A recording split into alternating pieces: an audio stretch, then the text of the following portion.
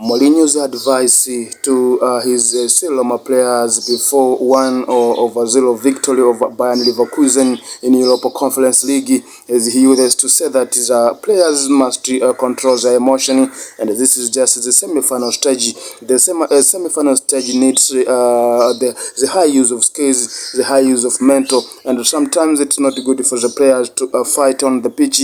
On that game, there were several, of course, incidents, abnormal incidents that occurred among the players themselves, as it seemed like the Siloma players were panicked as they just resorted to the conflicts on the pitch, something which gave them a difficult time to score many goals. But in fact, here the head coach Mourinho advises his players to control their emotion, as he used to say that this is just one among of the great opportunity.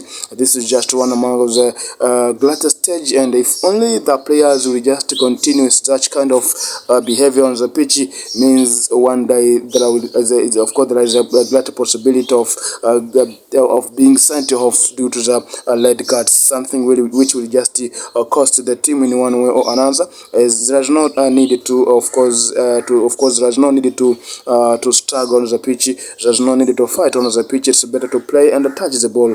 The only thing that meets them on the pitch is to play the ball, and of course the pitch is just not the ground of fighting.